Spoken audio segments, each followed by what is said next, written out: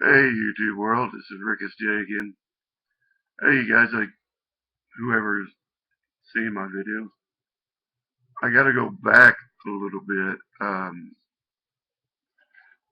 Earlier, well, it was after I moved away from the young man's home, but I had a friend that lived close to us, and this is another reason why I can't stand gay people. I was 14. We were out partying. It was New Year's Eve, and I went with my friend to his house, and everybody had fallen asleep. I tried to lay down on the couch and go to sleep, but my friend's, I think it was his cousin, comes up, and he's an older man, and you could look at him and tell him he's a very odd person, very odd. And he sits down on the couch and starts talking to me. And he's talking to me about his gay life, how he wants to be converted as per se to a woman. He's been taking women hormone pills. He says, look at my breath. I'm freaking out, man. What's going to happen? I'm going to fall asleep and this old man's going to take advantage of me. I mean, I was totally freaked, man. I sit there and I try not to listen to what he was saying. But in his day, I really can't remember a lot of things he was saying. But, I mean, it was a fear that I had of it happening to me again. And I wasn't going to let it happen. I stayed away. I was drunk. Well, after a while, it wore off. But I'll never forget that night. And there, my friend just laid right on the floor, not 5 feet from me, sound asleep. It was very upsetting. And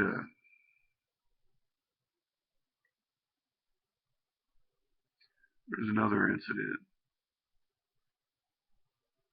but it happened, I think, later in my life. I'm sorry, man. My homophobia is really bad due to my childhood. And a lot of people say that your childhood doesn't affect who you are, it's your choices that you make. That's a bunch of crap. I mean, it's just like I had a. Here's another story. I don't know if I told. See, I believe in spirits and stuff. I don't know if I really believe in ghosts, but I know one night when I was about 8 years old, me and my sister, she was 9 at the time, we shared a bedroom and we had our own beds. And we were all asleep, and I had woke up in the middle of the night feeling something odd. And I looked down at the bottom of my bed, foot of my bed, and I actually see a figure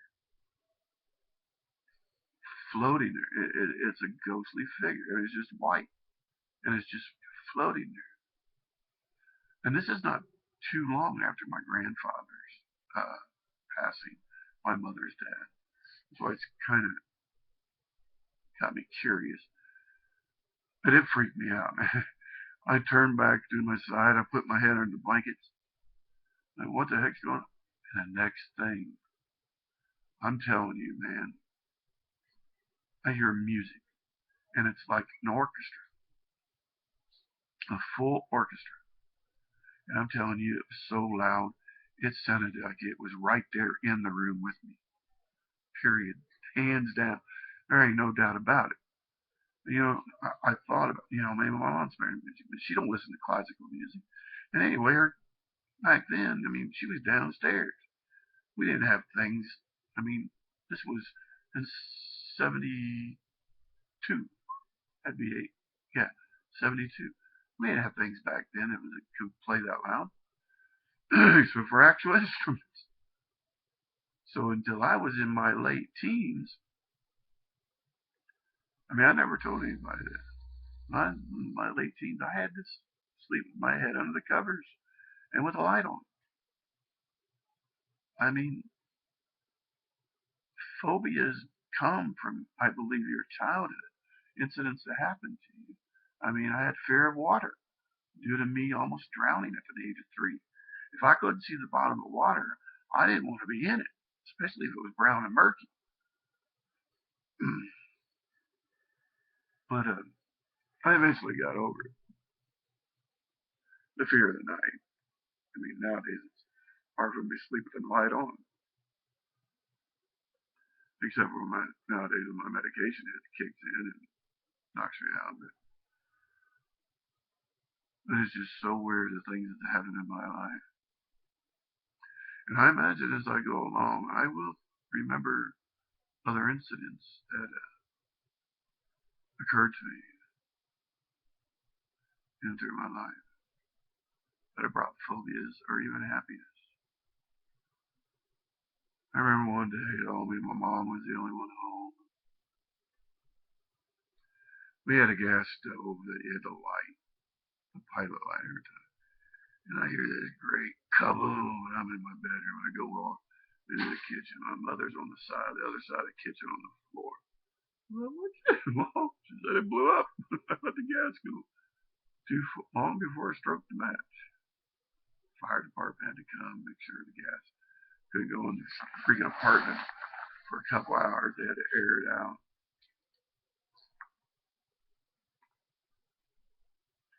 It was crazy.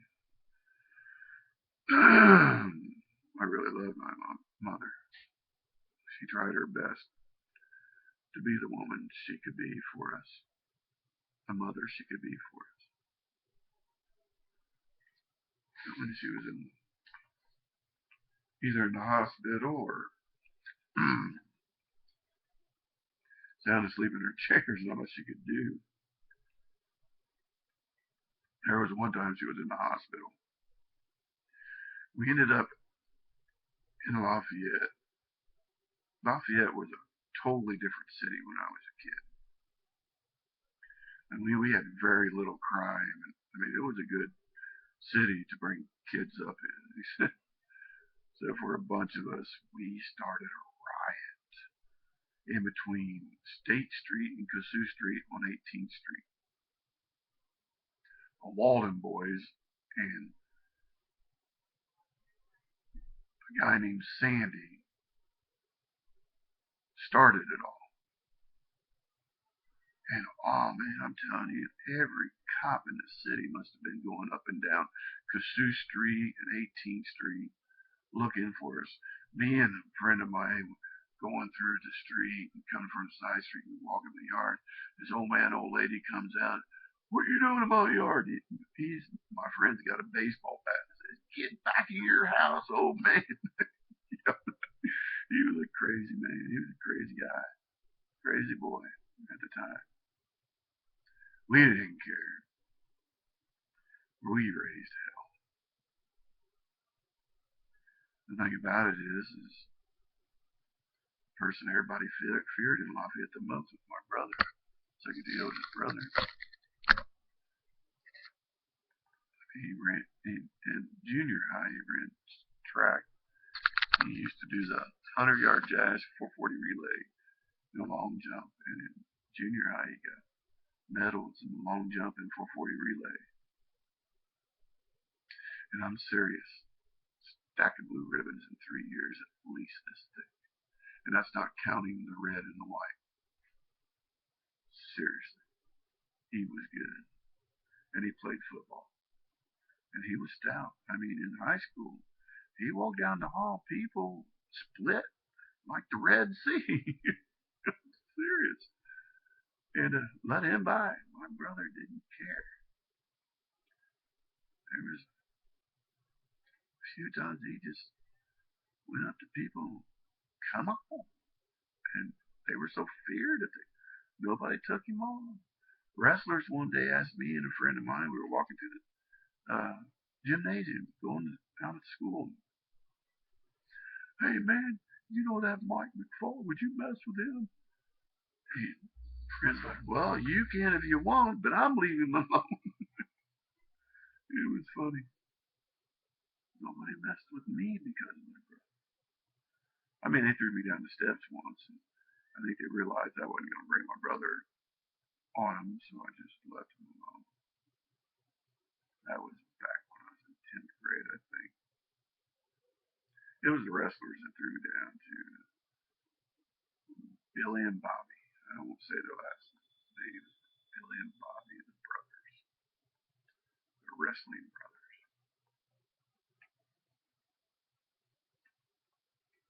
But it was crazy in school. I had a friend, same name as mine, real name, and he used to throw me a pill every morning before school. And usually it was a speeder.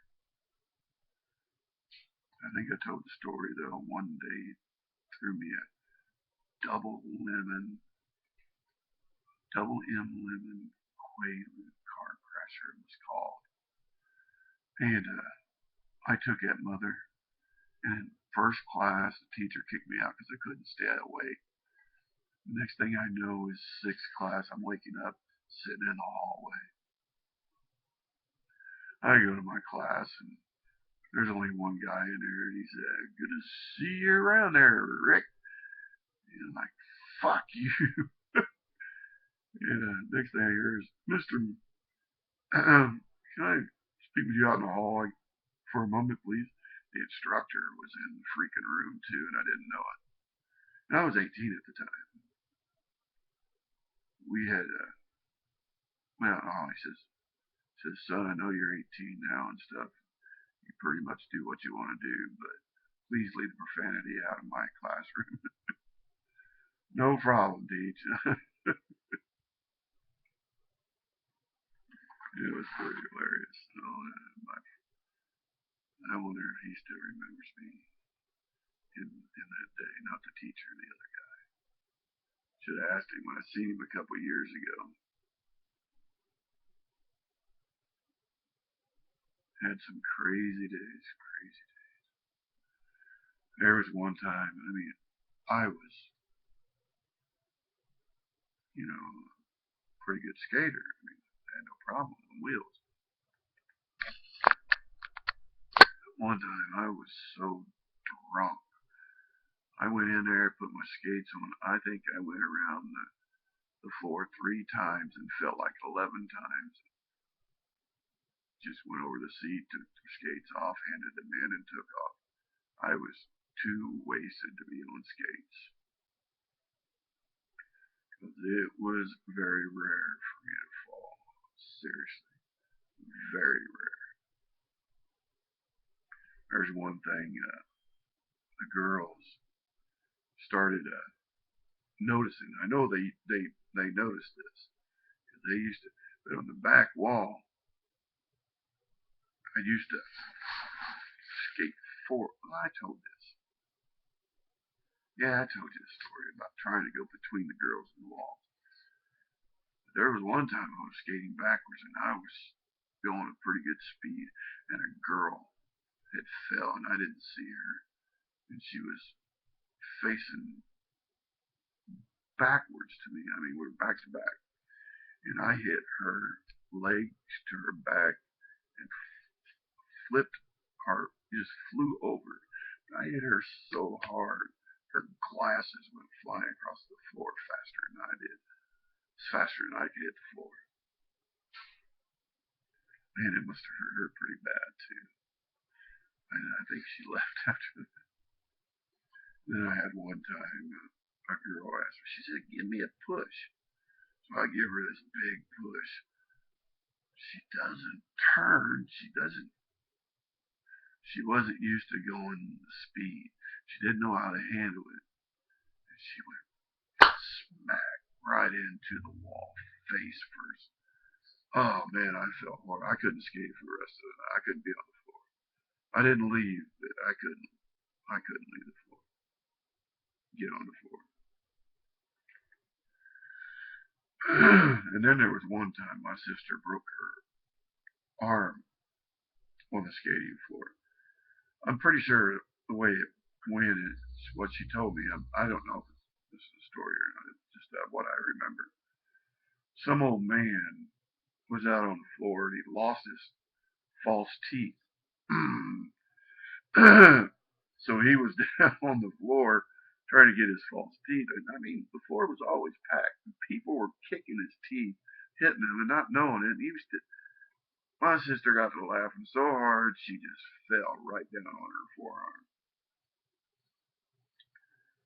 and broke it. It was so funny.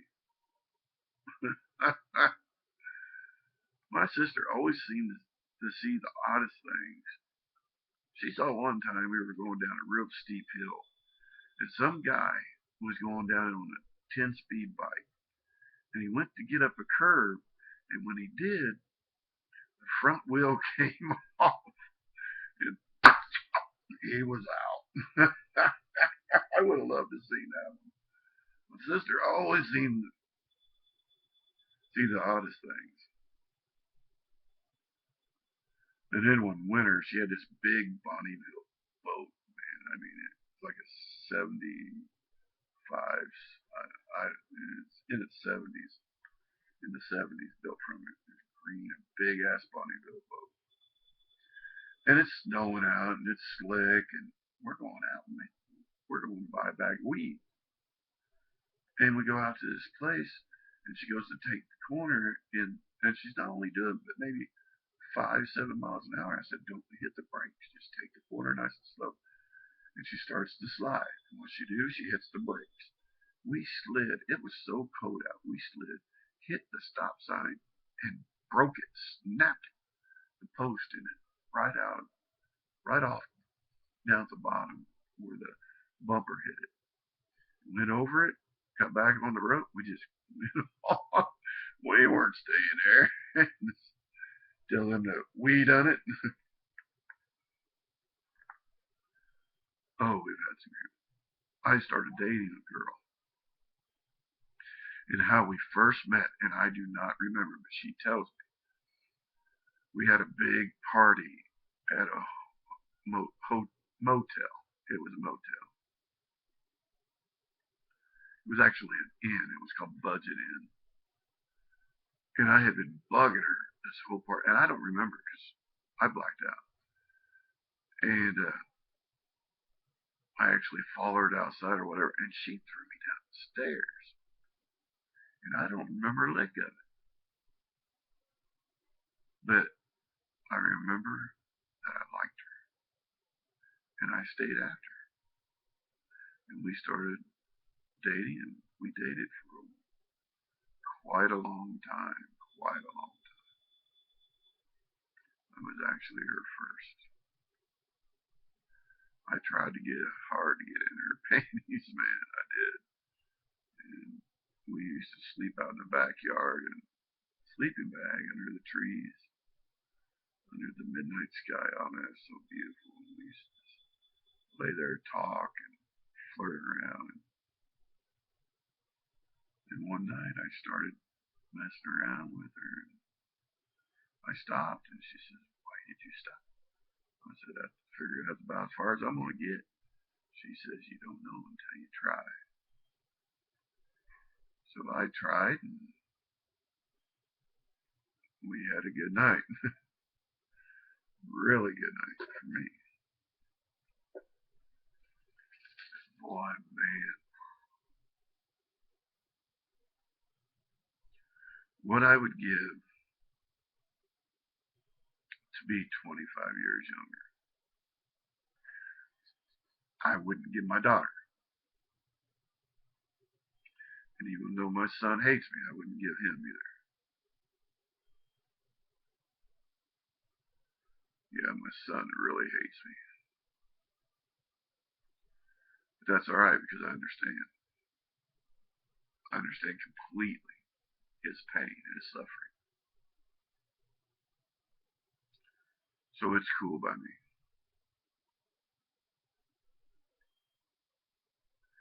I was hoping to help him a little bit, but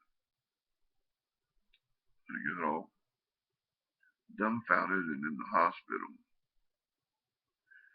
Yeah, if you guys don't know, I'm actually in a nursing home right now. I got 2 bed sores on my rump because of being a paraplegic, which that story will come.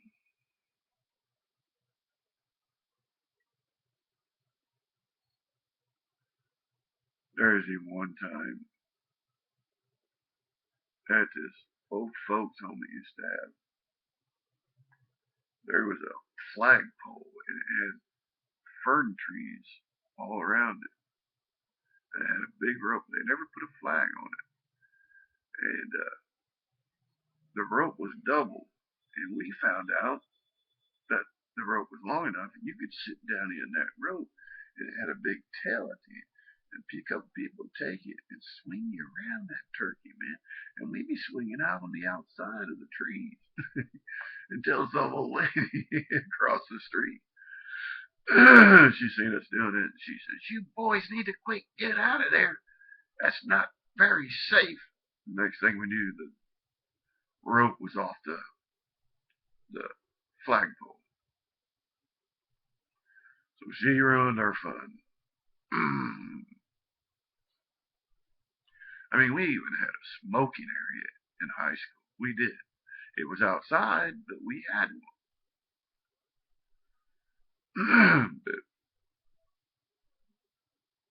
But when I was pretty much in 12th grade, though, through the years, our high school years, we kind of ruined it for the next generation.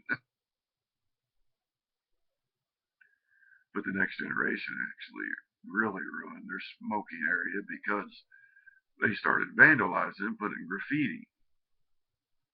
We never did that, you know. We respected, you know, we wanted a place to go smoke our cigarettes. I mean, I was 15 years old and I've been smoking since I was 10. And one day I come out of my bedroom, my mom's standing right in front of me, right there, with a pack of Camel filters in her hand. She said, "Don't smoke in the house." That's all she said. Don't smoke in the house. Because she had asthma. Yeah, and I used to smoke Camel filters for one reason. Well, I got to liking them a lot was one reason. But the reason why I started smoking them because everybody wanted Marlboro. Excuse me. And if you had a pack of Marlboro cigarettes and you went in the skating rink, by the time you left, it was gone because everybody be bumming off it. So I started smoking Camel filters. Ain't nobody would bum off me because they thought they were too strong. And I did have a couple friends that caught on to it too. So they started smoking Camel filters, and we always had cigarettes when we left the ring. You know, at least I have packed still. Yeah, we even had a smoking area in the skating rink by the fireplace. There used to be a fire going every quite a while, quite a lot of too. You know, keep it warm in there. Even though there were so many people in there anyway, you didn't really need heating, but you did need air circulation in the winter. Whew. They took some old tapes, videotaping during a lot of the all-night skates on New Year's Eve.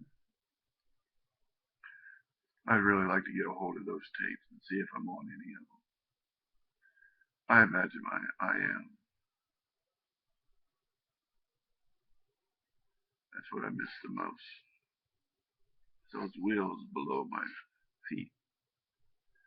I even had a dream early this morning. I did about roller skating, but I went to the rink and I never got to the part where I actually got on the floor. I woke up before I got to that part.